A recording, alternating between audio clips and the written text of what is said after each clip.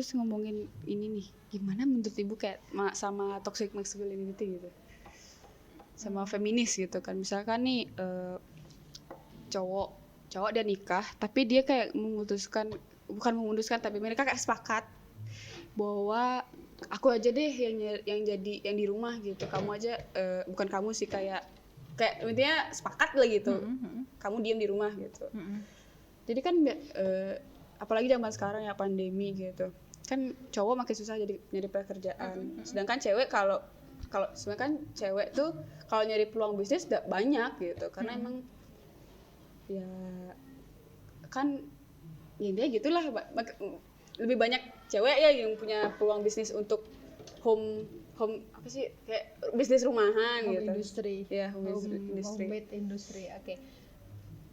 Apa ya deh? Kalau kita lihat fenomena yang ada di saat ini, itu memang mulai terjadi pergeseran ya. Kalau zaman dulu tuh laki-laki yang banyak di ranah publik, kita sebut luar rumah itu sebagai publik, sedangkan di dalam rumah kita sebut domestik ya. Nah, pada zaman dulu tuh memang lebih banyak laki-laki yang bekerja di ranah publik, sedangkan perempuan di domestik. Tapi sekarang sepertinya sudah mulai ada pergeseran. Saat ini selepas pandemi dan semakin berkembangnya teknologi, mulai banyak muncul fenomena yang disebut sebagai bapak rumah tangga. Iya, banyak banget. Iya, bapak rumah tangga. Kalau bagi kita yang sudah open minded apa segala macam, itu it's okay. Nggak apa-apa. It's okay. Iya. Iya kan? Karena apa ya? Itu sudah ada pembagian kerja kan. Nah, cuma masalahnya adalah kembali lagi ke masyarakat. Bahwa masyarakat itu menginginkan bahwa idealnya laki-laki itu seperti ini loh. Dilabeli dengan nilai agama, dilabeli dengan nilai budaya lainnya gitu kan. Nah, sedangkan si laki-laki dan si perempuan ini sudah membuat keputusan. Tapi yang rame dari pihak masyarakat gitu. Dan itulah apa ya Dek ya? Itulah kalau dulu di zaman laki-laki yang masih banyak bekerja sebagai tulang punggung utama dan perempuan yang masih sebagai pembantu, maksudnya bukan pembantu apa ya, membantu ekonomi keluarga. Perempuan ini juga banyak dirugikan. Dalam artian si perempuan ini sudah memilih untuk menjadi wanita wanita publik. Dia bekerja di luar. Tapi di satu sisi dia juga masih dibebani dengan pekerjaan publik. Pekerjaan domestik. Seperti katakanlah mencuci, ngurus anak, nyiapin sarapan buat suami dan lain sebagainya. Nah, makanya pada waktu dulu ketika laki-laki masih dalam idealnya atau masih tenggelam dalam ideal masyarakat, kalau aku tuh pencari nafkah utama, maka setiap wanita yang menjadi wanita publik dia akan membutuhkan wanita domestik lainnya. Contohnya misalnya kalau ada cewek pekerja, dia pasti punya pembantu. Ya, bahwa sebenarnya perempuan wanita itu tidak akan pernah seolah-olah tidak akan pernah bisa terlepas dari ranah domestik. Iya, karena emang kayak bisa dibilang itu tuh kan tugasnya kamu. Itu kan tugasmu. Itu kan kodratmu. Mungkin apa ya, ini catatan buat teman-teman siapapun itu, bahwa kodrat itu adalah pemberian Tuhan.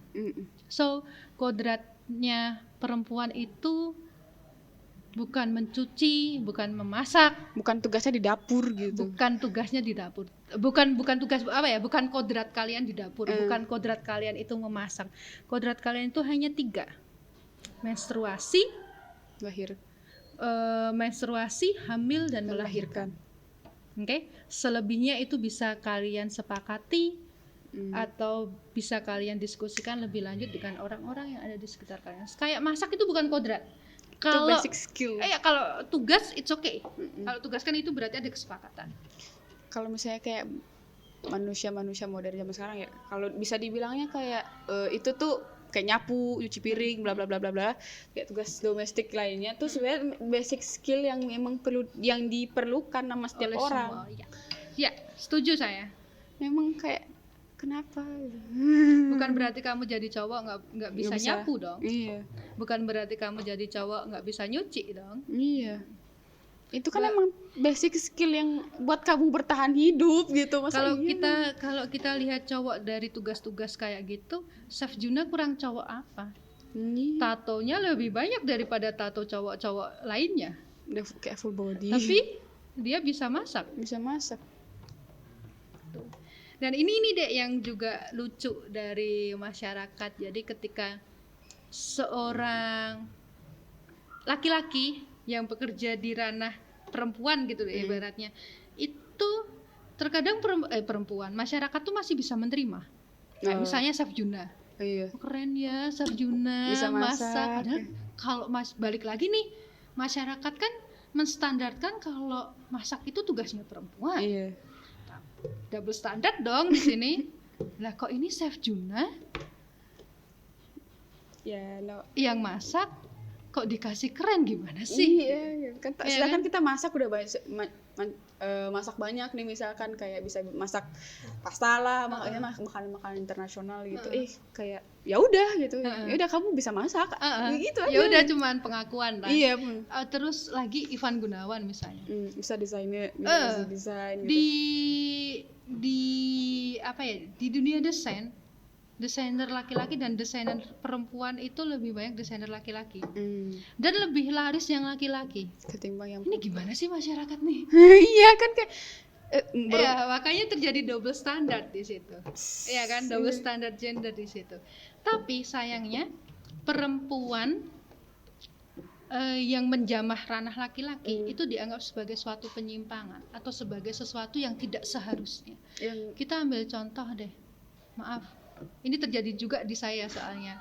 Pertama kali saya sampai sini, sampai sekolah ini, saya melihat banyak sekali, maaf, kuli bangunan perempuan. Saya shocknya minta ampun. Soalnya saya tidak menemui itu di tempat saya di Jawa. Saya tidak menemui itu.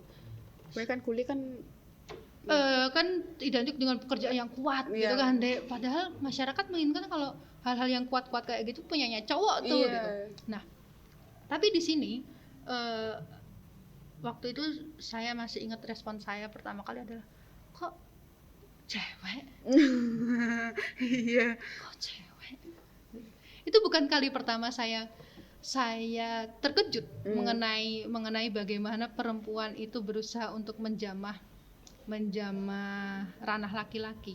Terkejut di sini bukan bermaksud untuk menolak ya, cuma lebih ke wow gitu loh, ke kagum, ke rasa kagum. Waktu itu saya perjalanan pulang dari Jogja ke Solo, rumah saya kan di Solo. Kemudian di tengah jalan nih dek, saya ketemu sama truk Pertamina yang gedenya minta ampun. Udah saya pelan-pelan coba balap, supirnya cewek. Wah. Dan tubuhnya kecil. Saya ada sekian detik, 3 detik sampai 5 detik fokus ke orang itu. Set gitu, gila, cewek. Jadi sopir truk gede. Jadi apa ya, Dek? Tanpa kita sadar apa ya? Iya, konstruksi gender yang kita dapat dari kecil, dari rumah, dari sekolah itu tuh membentuk pribadi kita, melekat di diri kita, udah kayak terkunci gitu.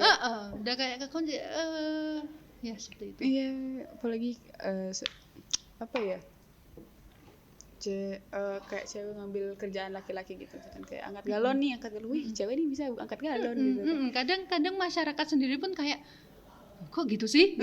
Sedangkan kalau cewek yang cowok yang menjamah ranah perempuan, masyarakat akan lebih respect. Pemaklumannya lebih tinggi. Kayak ini cowok multitasking nih, bisa apa aja nih gitu. Ya ampun, pinter ya. Tapi ya memang kita tidak bisa apa ya Dek ya, tidak bisa tutup mata bahwa ada juga pelabelan yang diberikan masyarakat terhadap laki-laki yang menyambah atau mengambil ranah perempuan ini, seperti katakanlah banci, bencong dan lain sebagainya. Istilah-istilah seperti itulah. Istilah-istilah seperti itu kan sebenarnya muncul dari balik lagi ke tadi konstruksi gender yang diberikan masyarakat. Jadi kayak kadang tuh saya tuh kayak ngebandingin kan negara maaf jangan kayak Indo sama negara-negara di luar gitu kan. Duh, Indo kok nggak bukan nggak mau sih kok nggak bisa sih gini gitu kayak respect gitu loh. Sama feminis yang di sana gitu kan. Kok nggak bisa respect padahal kayak di Indo juga feminis banyak gitu. Iya. Cuma nggak kelihatan aja kayak mereka tuh berusaha untuk menutupi kayak mereka tuh feminis gitu loh. Dengan cara itu kayak angkat berat misalkan ya angkat berat kan emang kayak oh ini cowok nih gitu. Kalau misalnya nggak bisa angkat berat tuh bencong gitu. Anggapan-anggapan seperti itu Iya. ya. Masa cowok nggak kuat sih? Iya gitu kan. Masa cowok letoy gitu kan. Iya, yang balik lagi ke tadi deh. Kenapa ya? Kenapa kok masyarakat Indonesia susah banget keluar dari patriarki? Iya, karena emang kebanyakan dari mereka dari garis keturunannya itu kan patrilineal gitu. Patrilineal, benar. Iya, Jadi itu sangat mempengaruhi sudut pandang gender yang ada di Indonesia.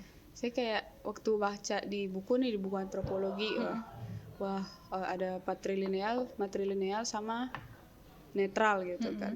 Wah ini ternyata banyak juga nih Indonesia suku-suku di Indonesia tuh pakai garis keturunan ayah gitu kan, ikut ayah gitu. Wah ternyata batas ini yang menyebabkan patriarki di Indonesia gede. Iya, sebagian besar garis keturunan yang ada di Indonesia itu diambil dari pihak ayah. Iya. Atau bahkan dunia. Iya banyak. Karena faktanya bahwa di Padang itu adalah suku atau kelompok matrilineal terbesar di dunia. Karena emang ngambil cowok. Padang itu kelompok matrilineal terbesar di dunia. Padahal Padang tuh cuma seberapa kawasan dari Indonesia. Dan itu nggak semua Padang loh. Cuma kawasan-kawasan tertentu di Padang yang mengambil garis keturunan dari pihak ibu. Iya. Terus ya waktu saya ini kayak lihat waktu nikahannya Kahiyang Ayu kan. Kok isi minta marga ibu bukannya dari ayah gitu. Wah ternyata setelah sekian tahun saya baru dapat antropologi yang maksudnya ternyata saya baru ngerti. Kita ngambil garis keturunan dari ibu gitu dari Sumatera sana. Di Padang itu dari matrilineal. Kebanyakan. Iya, dan itu ya seperti tadi saya bilang itu terbesar di dunia. Padahal jumlahnya nggak seberapa. Itu berarti bisa kita konklusikan, bisa kita tarik kesimpulan bahwa sebagian besar masyarakat dunia ini garis keturunannya garis keturunan patriarki. Iya. Gitu. Ada gak yang anaknya tuh ngambil nama dari ibu itu? Gak ada kan kayak ya segelintir cuma. Kebanyakan ngambil dari ayah. Iya, kan? itu kasus-kasus tertentu sama kayak di saya agama Islam itu kalau garis keturunannya diambil dari ibu ketika anak dari luar pernikahan, bintinya itu diambil dari binti ibunya. Kan biasanya kalau kayak kamu dengar film-film gitu kan, binti kan nama ayahnya. Bin atau binti itu kan nama ayahnya. Tapi kalau ini nih, kalau kasusnya kasus di luar pernikahan dan si ayah biologis nggak mau bertanggung jawab, itu bintinya diambil dari binti nama ibunya. Itu untuk kasus-kasus tertentu.